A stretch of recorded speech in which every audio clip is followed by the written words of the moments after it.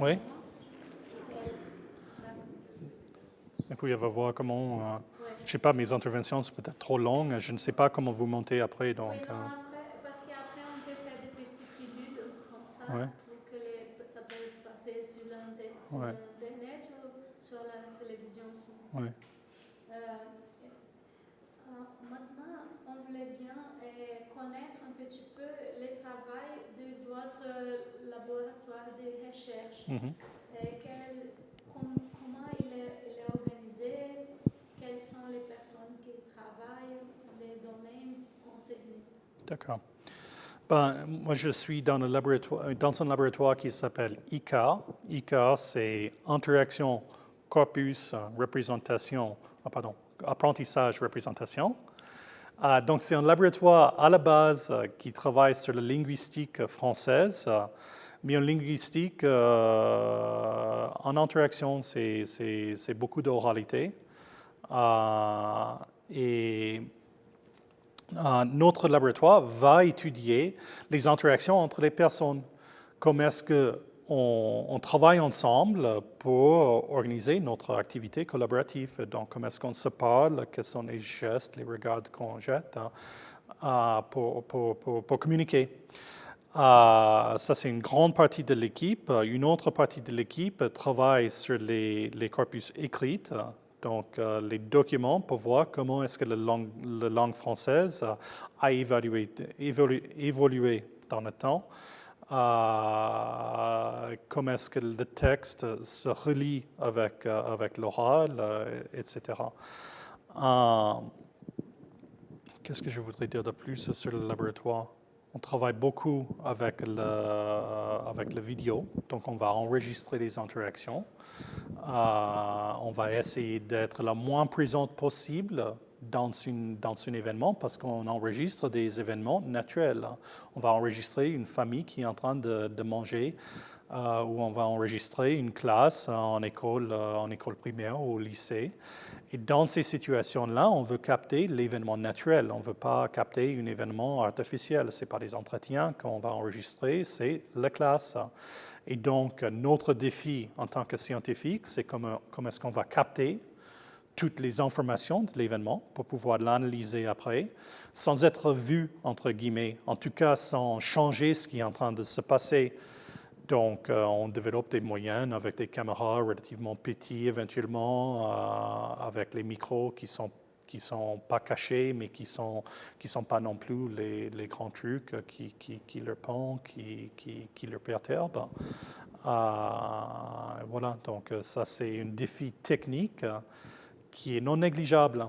Et puis après, le côté corpus dans le titre d'ICA, c'est comment est-ce qu'on ramène toutes ces informations ensemble, comment est-ce qu'on les repère et comment est-ce qu'on les analyse.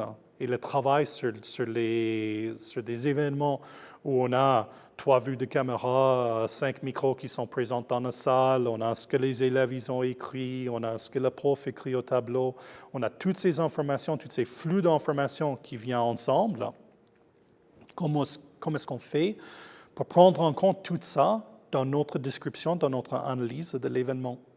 Donc ça, c'est aussi un défi de méthodologie qui a des répercussions scientifiques qui sont très importantes, qui est central au travail du laboratoire.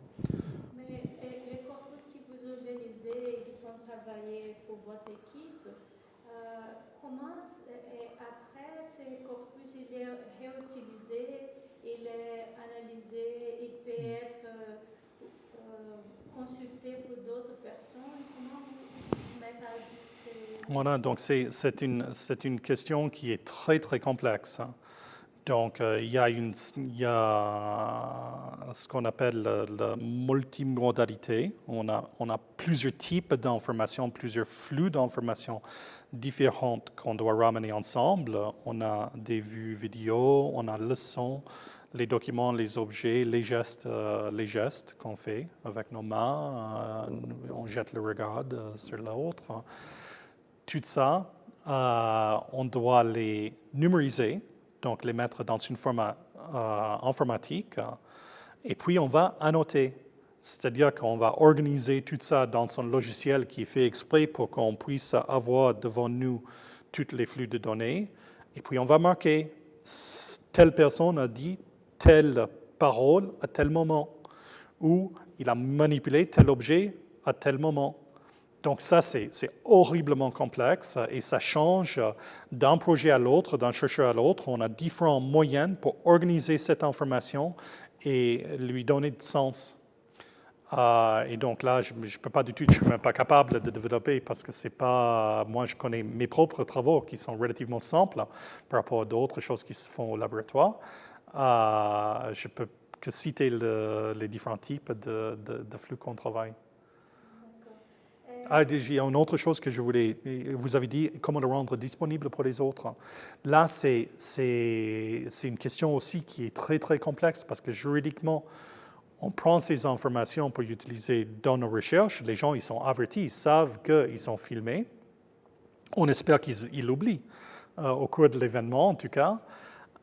Mais en tout cas, on ne peut pas rediffuser ce qu'ils ont fait parce qu'ils sont généralement pas d'accord pour qu'on transmette. Un professeur qui enseigne devant sa classe, il n'a pas envie à ce qu'on mette ça sur Internet.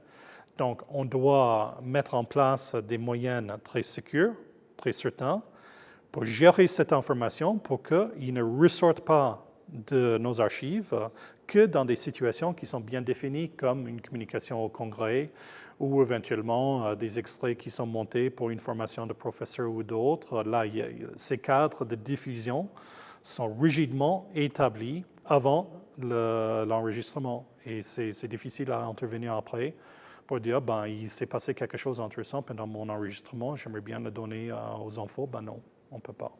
Mais, par exemple, au niveau de votre labo, c'est possible que la personne, qu'une équipe a fait ce tournage, ces enregistrements, et après, une autre équipe qui a un autre sujet de recherche, elle peut réutiliser les mêmes corpus. Donc là encore, c'est une activité, là vous citez une activité majeure de mon laboratoire, qui est la construction de bases de données. Donc on a plusieurs bases de données, de textes, de vidéos, d'objets associés aux vidéos. Il y a plusieurs bases de données qui sont créées. Et là, notre laboratoire est un laboratoire phare dans la mise à disposition des données, mais encore une fois, dans des cadres qui sont très rigides, avec des conventions, avec les cadres d'utilisation qui sont préétablis, qui sont définis et qui sont en règle avec les lois. Parce que là, filmer les personnes, ce n'est pas un acte anodin, comme vous le savez. Et il est possible, donc le partage des données, pour nous, c'est très important parce que ça permet des approches multiples sur les mêmes objets. Donc le sociologue qui va regarder l'interaction ne va pas voir la même chose que le linguiste, qui ne va pas voir la même chose que le didacticien. Et donc il est parfois intéressant à ce que ces trois types de chercheurs puissent travailler sur le même objet.